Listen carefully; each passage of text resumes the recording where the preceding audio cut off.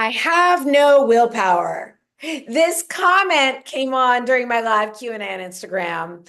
I addressed it then, and I need to address it again because willpower is overrated. Um, uh, there are so many things we can do to just make it not even be a thing. And then also sometimes we just have to be grown as adults and own our shit. So that's another like there's several ways we're going to look at this that we can just take willpower out of the equation. Okay. So this came from a man named Anthony. We were talking about nutrition, prioritizing protein, produce, all these things. And this guy said, well, I have no willpower.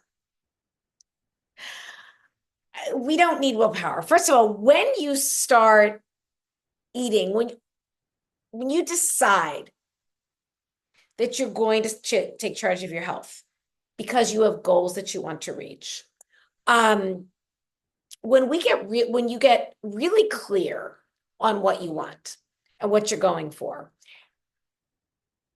that goal, that desire, that vision is going to be what inspires you to take steps every day. And it's going to be so much better than having to white knuckle it or use willpower. So I would encourage you to start with, instead of thinking about a certain number on the scale or fitting into that certain pair of jeans, not that there's anything wrong with those things. Those are absolutely starting point. But think about what that feels like. What is your life going to look like? And like, how do you feel getting out of bed in the morning? Are you more energized, more positive, more excited? Are you maybe doing some things that you're not doing right now? Like, really tap into what this looks like, what this feels like, how this is changing your life. I just encourage you to look at this not as a like 6 months down the road goal. Look at it as maybe a 2 or 3 month down the road goal. So even if your weight loss goal is pretty big, where, maybe break it down into where could you be a few months down the road and start to really focus on that and get clear on that vision so that you are inspired by this. And then as you start taking actions, like committing, I would say it's the small actions done consistently that compound over time to yield amazing results. So you start committing to small actions that you're going to do every day. Maybe it starts, and it can start super small, like making sure you're getting at least 30 grams of protein at breakfast, even if you're just starting with your breakfast or something like that. Maybe you're committing to going for a walk in the morning when you first get up, even if it's just a couple minutes to just get that movement in, different things. You start committing to these actions, you start showing up for yourself. That boosts your confidence.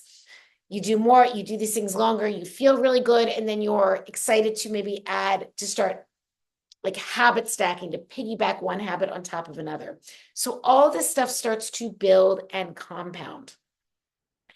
And then let's talk about the protein for a minute. As you do start to increase your protein from real food, we're not talking bars that taste like blueberry muffins or strawberry shortcake or chocolate glazed donut, because those aren't flavors we need to have every day. So when you start getting plenty of protein in your diet from real food, we're talking beef, fish, turkey, chicken, eggs, things like that. And again, remember, I was a vegetarian, sometimes vegan for over 30 years. I respect all your everybody's dietary choices, but if they're working, keep doing them. But if not, maybe it's time to try something new that involves real food. So as you start increasing your protein, and I'd really encourage you, if you are looking to lose weight, to aim for 1 gram per pound of ideal body weight. What's going to happen is cravings are greatly diminished. In some cases, they go away entirely. So cravings are no longer a thing, which makes you not really need the willpower.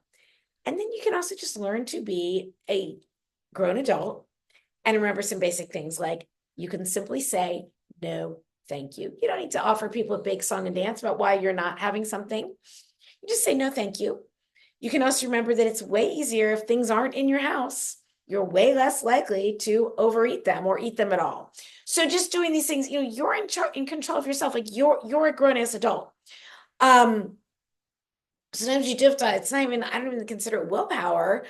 Just as you wouldn't let your toddler eat certain foods, or especially at certain times, maybe you let your kids eat whatever, but you wouldn't. She's like, no, we're not going to have that now. we're going to have that later. You can do the same thing for yourself. So willpower is overrated. You really don't need willpower. Look at being, or motivation, look more at being inspired by the vision that you have. And then look at increasing that protein so you don't have the cravings. You don't have those urges to pick at things or snack or go for the sweets as much. And then also work on, being an adult, because that's a thing too. Anyway, just my thoughts. Have an amazing day. As always, thanks for being here.